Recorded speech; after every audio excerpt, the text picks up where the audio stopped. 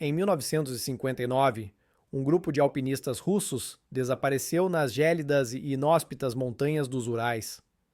O que era para ser uma jornada de conquista e aventura transformou-se em um dos maiores mistérios não resolvidos da história, desafiando a ciência, as investigações e até mesmo a imaginação humana. 9 jovens perderam a vida sob circunstâncias tão misteriosas que, até hoje, o caso do Passo de Dyatlov continua a provocar debates e teorias.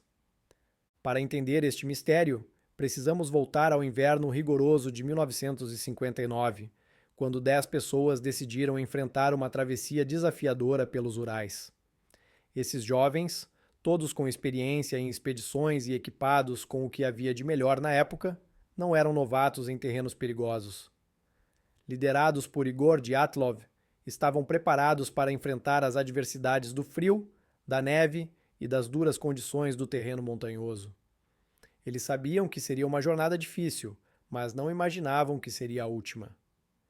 Neste vídeo, vamos explorar desde o início da expedição até o macabro desfecho que se seguiu. Vamos entender quem eram essas pessoas, o que levou um dos membros a desistir antes do pior acontecer e como, gradualmente, a expedição se transformou em um verdadeiro pesadelo. Vamos analisar as investigações da época, as teorias bizarras que cercam este caso e, finalmente, a possível explicação moderna, que envolve um famoso filme da Disney. Primeiro, deixa eu explicar o que são os Urais. Eles são uma cadeia de montanhas que fica localizada na Rússia, que vai de norte a sul por cerca de 2.500 quilômetros. Elas são muito importantes porque formam uma espécie de fronteira natural entre a Europa e a Ásia, separando as duas partes do continente. Além disso, essas montanhas são conhecidas por serem muito antigas e ricas em minerais, o que faz delas uma região importante para a mineração. No contexto do caso do Passo de Dyatlov, os Urais são o cenário das montanhas frias e inóspitas, onde ocorreu o mistério envolvendo os alpinistas.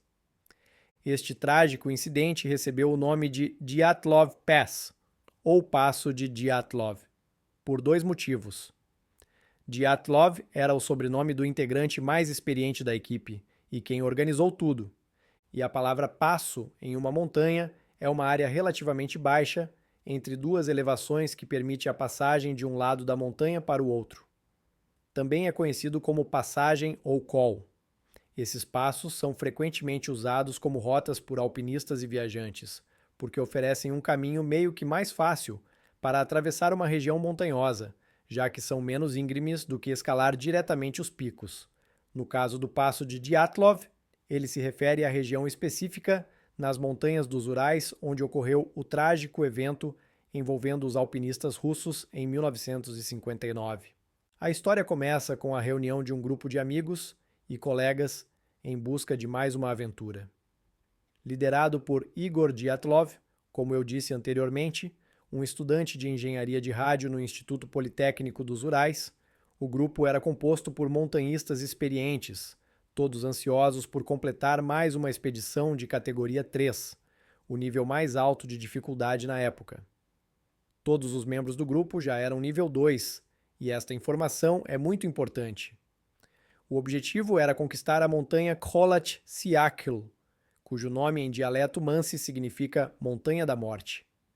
A ironia desse nome seria revelada mais tarde da pior forma possível. Os outros membros da equipe eram Zina Kolmogorova, Lyudmila Dubinina, Rustem Slobodin, Yuri Krivonichenko, Yuri Doroshenko, Alexander Kolevatov, Nikolai Thibault-Brignol, Semyon Zolotaryov e Yuri Yudin. Cada um deles tinha uma história de vida, habilidades únicas e, acima de tudo, um desejo de se desafiar. Eles eram jovens, corajosos e movidos pela paixão e pela aventura. Mas, infelizmente, um deles não terminaria essa jornada com o grupo. Yuri Yudin, que era considerado um dos mais preparados, começou a sentir dores nas costas e nas pernas logo nos primeiros dias da travessia. Imaginem a frustração dele, tendo que lidar com aquelas dores logo no início da viagem. Após muita reflexão, ele decidiu retornar, despedindo-se dos amigos com a promessa de encontrá-los quando todos voltassem. Mal sabia ele que essa despedida seria a última. A decisão de voltar para casa o salvou de um destino que, até hoje, permanece envolto em mistério. Yuri Yudin carregou, até o fim de sua vida, o peso de ter sobrevivido ao que aconteceu com seus amigos. Imaginem como deve ter sido doloroso para ele saber que, por causa de uma lesão, ele foi o único que escapou. Sua retirada precoce da expedição não foi uma escolha fácil, mas garantiu que ele fosse o único sobrevivente daquele grupo. E assim, a expedição continuou com 9 membros, 9 almas que, infelizmente, jamais retornariam. Yuri Yudin morreu em 27 de abril de 2013 de insuficiência cardíaca. Ele faleceu aos 75 anos. A jornada dos 9 prosseguiu conforme o planejado. Em 27 de janeiro de 1959, o grupo partiu rumo à montanha Kholat Syakhl, com a moral elevada e prontos para enfrentar os desafios que surgiriam. O primeiro objetivo era alcançar a base da montanha, o que eles fizeram sem grandes dificuldades. As condições climáticas estavam longe de serem ideais, com ventos fortes e temperaturas muito baixas, mas nada que esse grupo de aventureiros experientes não pudesse lidar, já que eles eram exploradores experientes de nível 2. Eles estavam motivados, e o espírito de equipe era evidente em cada registro que eles deixavam. No final de janeiro, o grupo montou um acampamento em uma área que deveria ser segura no sopé da montanha. Eles estavam seguindo um plano bem detalhado, com Igor Dyatlov sempre à frente, orientando o grupo. O objetivo era subir a encosta da montanha, mas as condições pioraram drasticamente conforme os dias passavam. As tempestades de neve se intensificaram e a visibilidade ficou cada vez mais limitada.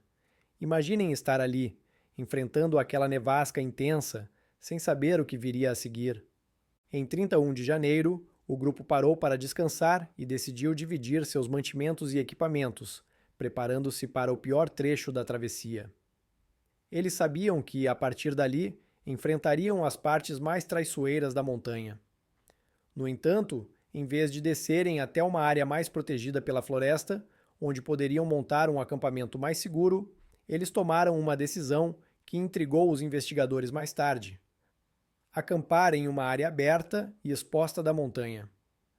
Você pode estar se perguntando por que eles escolheram aquela área.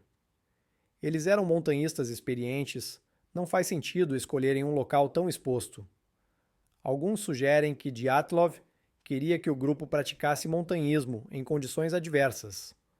Outros acreditam que o grupo estava exausto e não conseguiu descer até a área florestal a tempo. Talvez eles quisessem desafiar a si mesmos ainda mais. De qualquer forma, aquele seria o último local onde seriam vistos com vida. Quando o grupo de Dyatlov não retornou conforme o planejado, os familiares começaram a se preocupar. Inicialmente não houve pânico, pois era comum que expedições demorassem um pouco mais do que o previsto, especialmente em condições climáticas adversas. Mas, à medida que os dias passavam e nenhuma notícia do grupo chegava, a ansiedade apenas crescia. Imaginem o desespero dessas famílias, esperando por qualquer sinal, qualquer notícia. O Instituto Politécnico dos Urais, ao qual todos os membros do grupo pertenciam, organizou uma equipe de busca em 20 de fevereiro. O exército russo também foi convocado e a busca se intensificou. Helicópteros sobrevoavam as montanhas e equipes de resgate, voluntários e amigos dos desaparecidos percorreram o terreno traiçoeiro à procura de sinais do grupo. Finalmente, em 26 de fevereiro, um dos acampamentos foi localizado. Mas o que o grupo de resgate encontrou chocou a todos. A tenda estava rasgada de dentro para fora, como se os membros do grupo tivessem fugido às pressas, cortando a lona de dentro para fora com facas. Pertences pessoais, como roupas e sapatos, foram deixados para trás e as pegadas dos esquiadores eram visíveis na neve, seguindo em direção à floresta. As pegadas indicavam que alguns estavam descalços, o que parecia impossível nas temperaturas congelantes da região. Algo terrível aconteceu naquela noite, algo que fez aqueles jovens correrem para fora da tenda sem pensar 2 vezes. A busca seguiu as pegadas e, após caminharem cerca de 500 metros floresta adentro, o grupo de resgate fez a primeira descoberta macabra: os corpos de Yuri Krivonischenko e Yuri Doroshenko, deitados ao lado de uma árvore. Ambos vestiam apenas roupas de baixo, como se tivessem saído correndo da tenda no meio da noite, sem tempo de se vestir adequadamente. Imaginem o frio extremo que eles estavam enfrentando. Por que eles estavam sem roupas? Por que estavam tão longe do acampamento? A partir desse ponto, o mistério só se aprofundava. Conforme as buscas continuavam, os investigadores encontraram mais corpos. Depois dos corpos de Yuri Krivonischenko e Yuri Doroshenko, as evidências sugeriam que o grupo havia se espalhado na noite fatídica. O que parecia ser uma fuga desesperada para escapar de algum perigo ainda não identificado levou os jovens à morte nas condições mais extremas possíveis. Os corpos de Igor Dyatlov, Zina Kolmogorova e Rustem Slobodin foram os próximos a serem encontrados. Eles estavam a uma distância considerável do acampamento, em direções diferentes, mas todos aparentavam estar tentando retornar à tenda. Igor Dyatlov foi encontrado deitado de costas, com o rosto voltado para a direção do acampamento. Suas mãos congeladas sugeriam que ele estava tentando se proteger ou segurar algo. Zina foi encontrada mais adiante, também na direção do acampamento, enquanto Rustem estava de bruços, com uma fratura no crânio, que os investigadores acreditaram ter ocorrido antes da morte. A causa da morte para todos eles foi hipotermia. No entanto, algo perturbador continuava a incomodar os investigadores. O que poderia ter causado tanto pânico a ponto de eles deixarem a segurança de sua tenda, fugirem para a noite congelante sem roupas adequadas e, em alguns casos, sem sapatos? Até aquele momento, a investigação estava longe de fornecer respostas mais claras. Depois de várias semanas, sem novos indícios, as buscas finalmente revelaram os corpos restantes. Em maio, com o derretimento da neve, os últimos 4 membros do grupo foram encontrados em uma ravina, cobertos por uma camada de neve e água. A localização desses corpos, no entanto, levantou ainda mais perguntas sobre o que poderia ter acontecido naqueles momentos finais. Lyudmila Dubinina, Semyon Zolotaryov, Alexander Kolevatov e Nikolai Thibault-Brignol foram encontrados em um estado que chocou os investigadores. As lesões que esses 4 apresentavam eram mais graves do que as encontradas nos primeiros corpos. Lyudmila Dubinina e Semyon Zolotaryov tiveram várias costelas quebradas, como se tivessem sido atingidos por uma força tremenda. O crânio de Nikolai estava fraturado de uma maneira que lembrava um impacto violento, mas nenhum dos corpos tinha sinais de ferimentos externos compatíveis com brigas ou lutas. O que também causou perplexidade foi a ausência da língua e de um olho de Lyudmila. Seu corpo estava em um estado de decomposição mais avançado devido à umidade, mas o desaparecimento de sua língua não pôde ser explicado adequadamente. Alguns especularam que animais poderiam ter removido a língua e o olho dela, mas outros argumentaram que a posição e a condição de seu corpo dificultavam essa explicação. As investigações levantaram mais perguntas do que respostas, e teorias conspiratórias começaram a surgir. Com os corpos encontrados e os detalhes mais macabros revelados, a investigação tentou desvendar o que poderia ter causado tanto horror naquela noite. A primeira teoria considerada foi que os membros do grupo haviam sido atacados pelos Mansi, um grupo indígena local que vivia nas montanhas. No entanto, essa hipótese foi rapidamente descartada, pois não havia sinais de luta e as pegadas encontradas no local eram apenas dos próprios integrantes do grupo. Os Mansi não tinham motivos para atacar os alpinistas e colaboraram com as investigações. Sem evidências de ataque, as autoridades começaram a considerar outras possibilidades. A investigação oficial concluiu que o grupo de aventureiros morreu devido a uma força desconhecida. Esse vago veredito apenas alimentou especulações sobre o que realmente aconteceu naquela fatídica noite de fevereiro.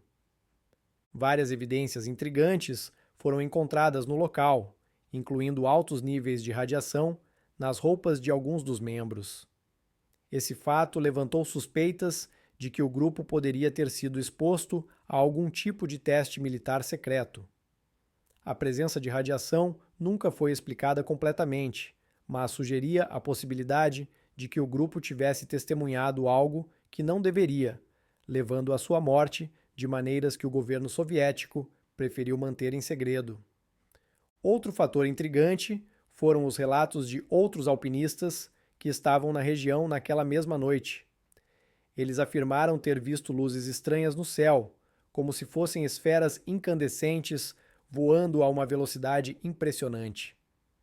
Essas luzes não foram identificadas e, somadas à radiação, levaram alguns a especular que o grupo havia testemunhado atividades extraterrestres. Imaginem estarem ali, sozinhos no meio das montanhas, e verem luzes estranhas no céu. Deve ter sido assustador. Apesar da grande quantidade de perguntas sem respostas, o governo soviético encerrou a investigação em maio de 1959, mantendo o caso sob sigilo por muitos anos. Essa decisão de encerrar as investigações rapidamente e a falta de uma explicação sólida alimentaram uma série de teorias conspiratórias que envolviam desde o exército até alienígenas e transformaram o caso Dyatlov em um dos maiores mistérios do século XX. Uma das teorias que ganhou força nos últimos anos envolveu um fenômeno natural conhecido como slab avalanche, ou avalanche em placa. Essa teoria surgiu graças à ajuda inesperada da Disney e de seu famoso filme de animação Frozen. Pesquisadores utilizaram simulações computacionais de neve baseadas na tecnologia desenvolvida pelos animadores do filme Frozen para criar cenários de avalanches menores e mais localizadas. De acordo com essa teoria, uma slab avalanche acontece quando uma placa de neve compacta e pesada se desprende de uma camada inferior, e ela pode ter sido a causa dos ferimentos e do comportamento estranho do grupo naquela noite. Diferente de uma avalanche normal, essa não teria enterrado completamente os membros do grupo, mas os atingido com força suficiente para causar ferimentos graves. As fraturas no crânio de Rustem Slobodin e as costelas quebradas de Lyudmila Dubinina e Semyon Zolotaryov poderiam ter sido causadas por esse impacto. O medo de uma segunda avalanche pode ter levado o grupo a cortar sua tenda por dentro, fugindo às pressas para a noite congelante, sem tempo de se vestir adequadamente.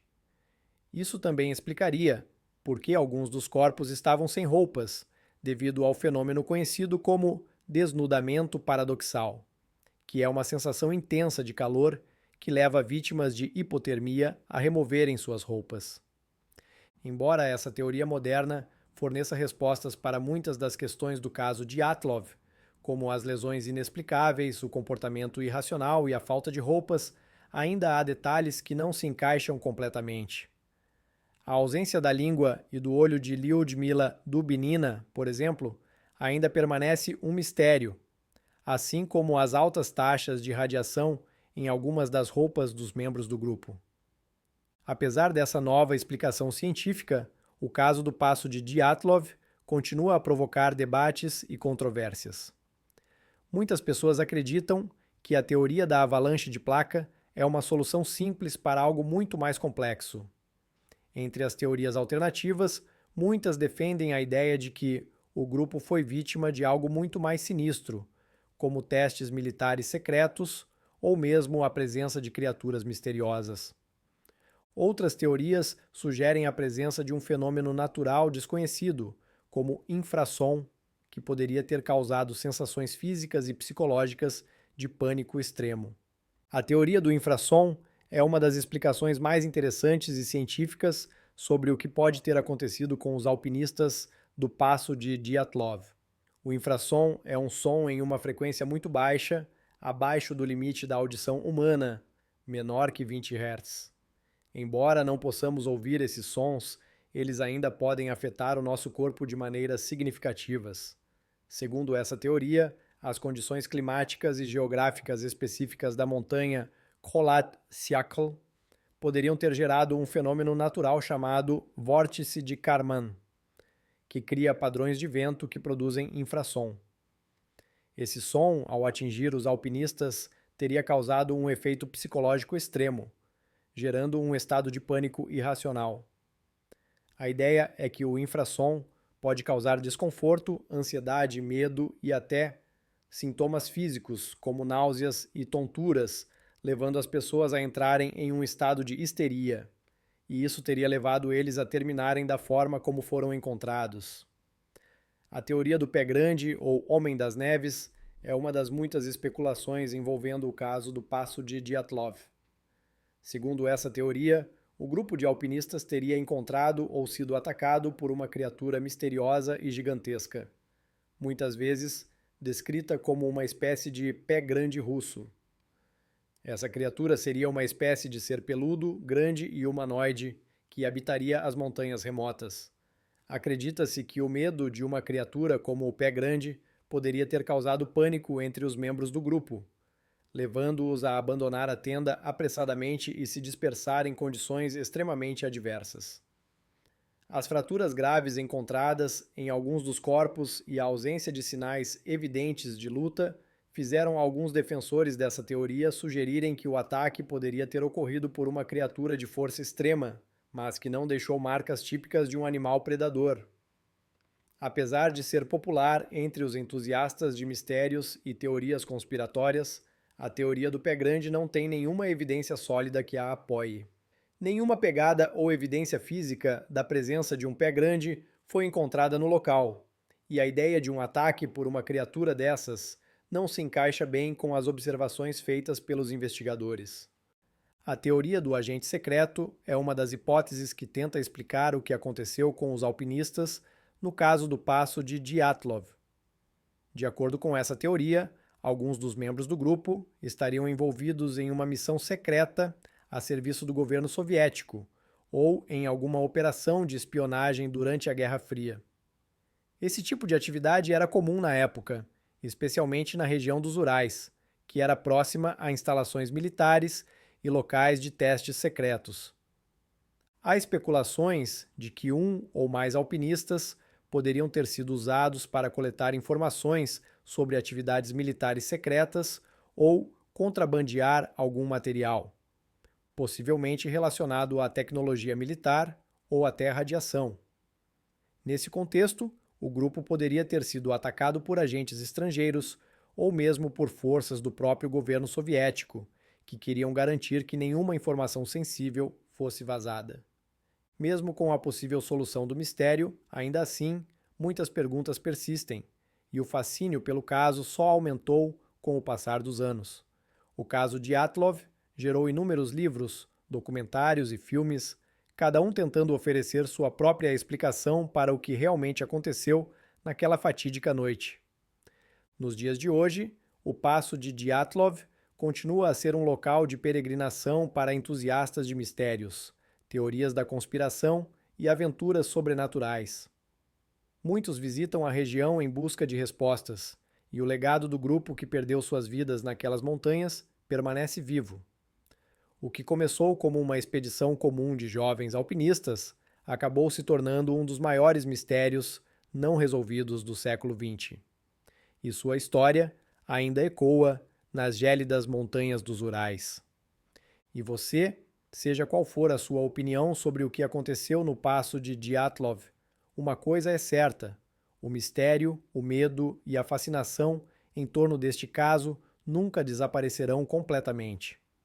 Enquanto algumas perguntas podem ter sido respondidas, muitas outras permanecem no ar. Foi uma simples avalanche que levou esses jovens à morte, ou algo mais sombrio está por trás desse mistério? As teorias variam, e é exatamente essa falta de respostas definitivas que mantém o caso vivo em nossa imaginação. Deixe nos comentários qual é a sua opinião sobre o que aconteceu naquela noite de fevereiro de 1959.